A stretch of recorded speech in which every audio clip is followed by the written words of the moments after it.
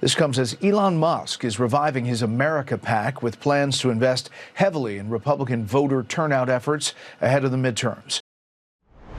So as if the financial situation for the DNC could not get any worse. Casual reminder, we've already covered that they are massively in debt. They've basically had to take out emergency payday loans against their own headquarters and even losing thousands of dollars to some Nigerian email scam, whatever the heck just happened here.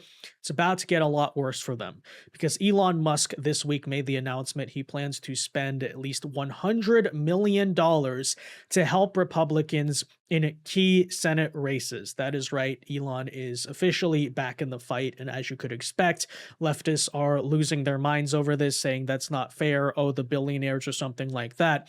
But in reality, as usual, we know the anti-billionaire thing's kind of a massive LARP.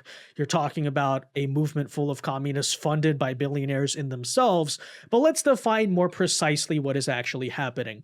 They're pissed at Elon Musk because he effectively is the equalizer, right? And so when leftists are funded by George Soros and Singham and these networks of their own billionaires, they sit there and pretend as if everything's okay. But suddenly, the one right-wing billionaire steps in the game. Hey, that's not fair. You're not allowed to play the game by our own rules. But this has created, in the past 2 years, a very interesting situation because when you, for example, look back to history, recent history, it's always been the case, if you remember, that Democrats massively out-fundraise Republicans. But very interestingly, after two major fraud schemes got busted, one of them, of course, being Act Blue, the Democrat Party's fundraising platform that was basically revealed to be a massive credit card scam.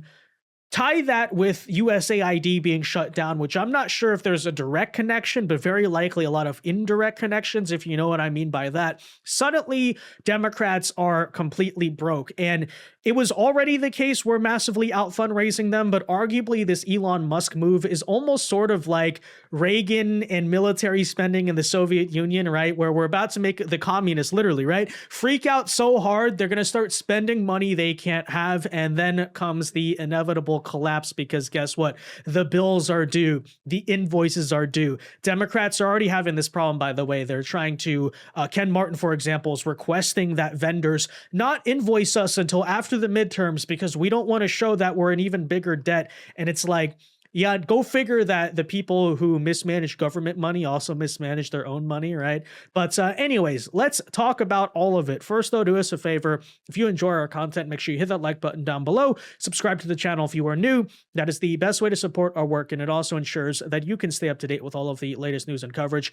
And with that said, it's not exactly a secret that you may remember back when Elon and Trump fell out back in 2025.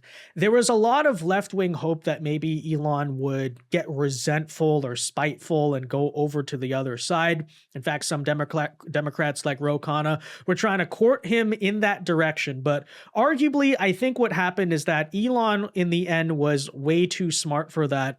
And to be honest, he probably had that moment. Remember, he was against Trump and all that, and then simply realized, folks, just how completely repulsive and utterly horrible and not normal people the leftists are. And that was kind of a light bulb moment, right? He was like, oh, shoot. Okay, I get it now. I know what team I need to be on. Whatever disagreements we have, we realize the actual enemy, which maybe is a great lesson that all conservatives need to learn because there is a massive cycle in right-wing media over the past 2 years of what we like to call trooning out, right? Where they just completely lose their minds and, go crazy.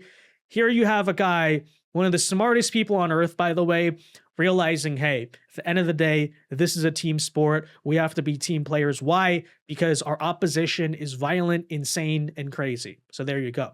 The specific plan, however, is that Musk is planning to spend for the key Senate races in the following battleground states, including Alaska, because ranked choice voting and stuff like that typically messes around with the funky election system. So he's spending in Alaska, Iowa, Maine, Michigan, and Ohio. Additionally, Musk is having conversations about spending in other races such as Texas, North Carolina, and Georgia.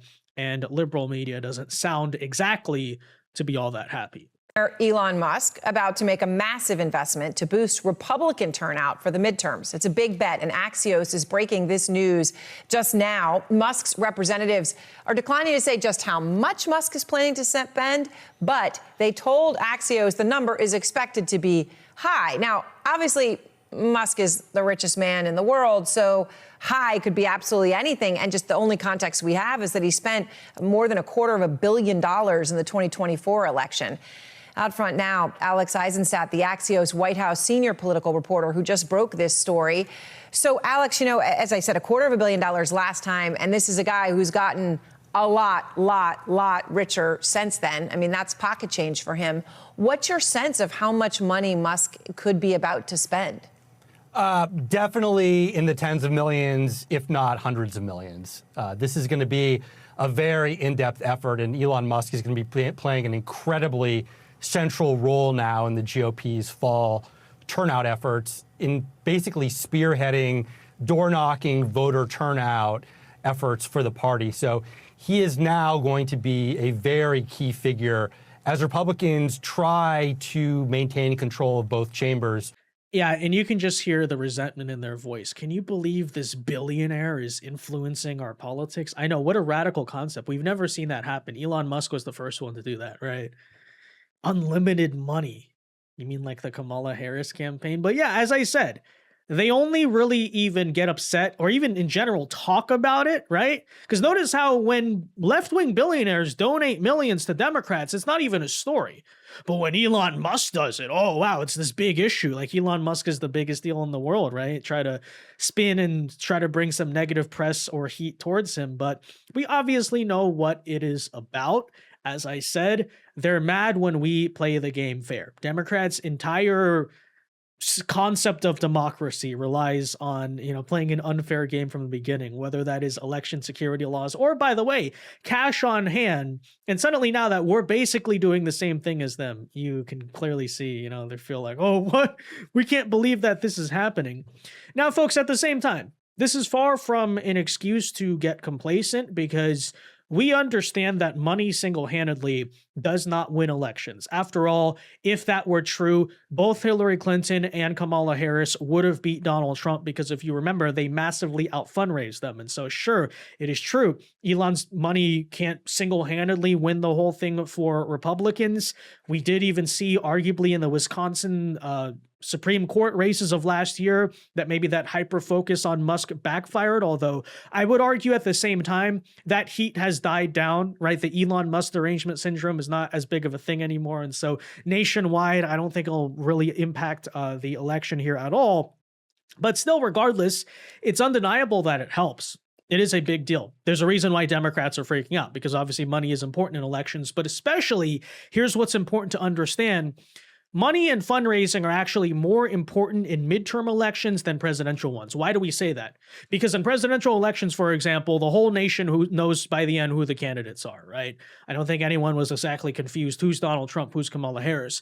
But obviously in Senate races, congressional races, name recognition is much lower. So yes, advertising actually arguably is much more important. And that's where we are going to get a massive resource advantage basically on the Democrats, which is historic, right? That is something we've never really had in the modern era of politics. And suddenly, ever since Democrat fraud gets busted, they lose the cash advantage. That's very funny.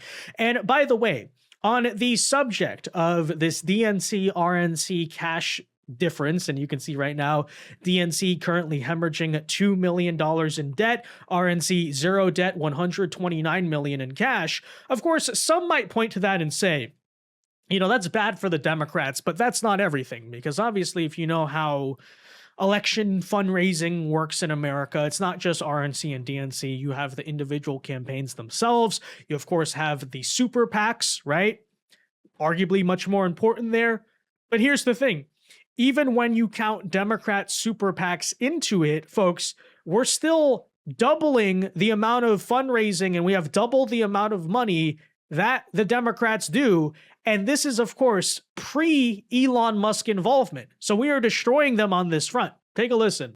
Democrats, they're much more like this. They're your $1 bills. While Republicans, you're much more like this, your 50s, and dare I say, even your $100 bills. Because just take a look here. Cash on hand from the main outside groups, ergo your congressional committees, right, your NRSC. Take a look here. Republicans at this point, $657 million.